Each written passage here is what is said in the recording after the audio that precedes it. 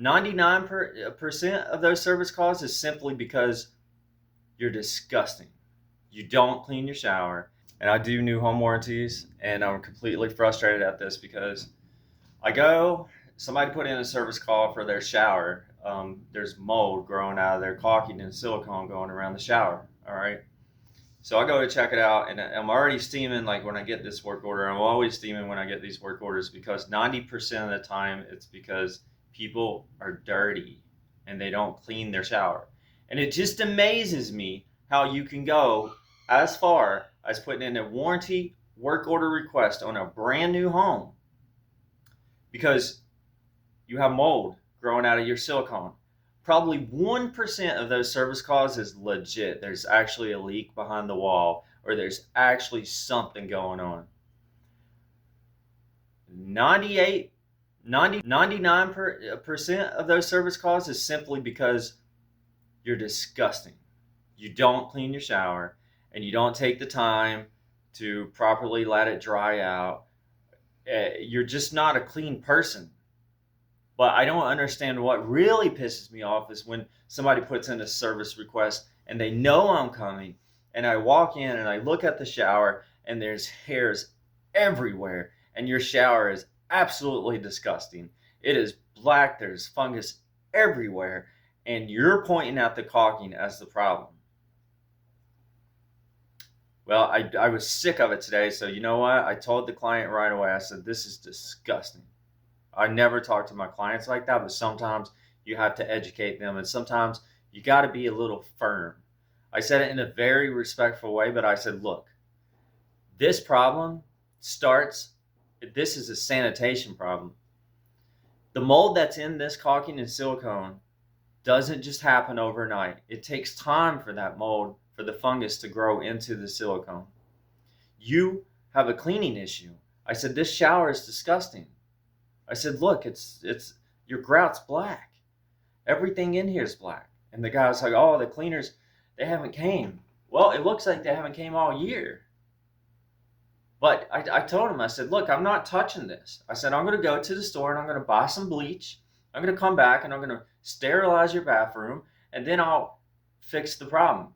Because one, I don't want to be, you put in a service request, but you expect me to crawl through your hairs and your disgusting mess on your shower. You don't have the decency to clean the shower or at least clean your hairs up? You expect me just to walk through that and deal with that? I mean, come on. I'm not that type of dude.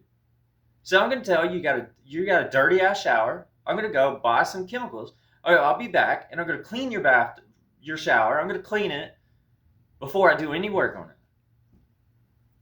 So that's what I tell the guy. I say, I'm going to get some bleach. He said, oh no, I got some bleach. Here you go. All right, give me the bleach then. I sprayed it down. I said, I'll come back in 15 minutes. We'll let that bleach sit. I'll come back in 15 minutes and do this. But I said, this will come back. This problem will come back because it's not a silicone or a caulking issue. It's a you issue. You have to clean your shower every once in a while. It's not some crazy rocket science that you have to clean your shower to prevent mold and fungus from spreading sometimes.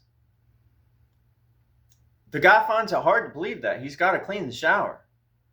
So I said, look, first, one, I don't want to put new caulking and silicone. I got to tear this old stuff out because the fungus is already grown into it. So I got to tear it out and put new stuff there. I don't want to put new stuff there all over this dirty bathroom. Like, you want me to put new silicone over dirt? That's not the way it goes. It's not the way any professional would do it. So it's got to be cleaned first. Let's clean it first. So we cleaned it, and I went back up there and I cut it out and I'm putting the new stuff in. And I tell him, I said, this new stuff I'm putting in the problem will come back if you don't clean it. Once a month. Spray it down with some vinegar or go buy antifungal. And he's like, oh, really? It's going to come back? I said, well, mold, think about it. Mold needs things to form. It doesn't appear out of thin air. It needs moisture and heat over time. If you remove any of those, you eliminate the mold. If you dry it out, if it dries out properly, you eliminate the moisture. over time. If that moisture sits there and it has time, it turns into mold. So eliminate the moisture by leaving the door open, simple things, or run your exhaust fan an extra 15 minutes after you're done with the shower. Some showers are built in a way that they just retain moisture. Therefore, run your exhaust fan longer. Leave your shower door open.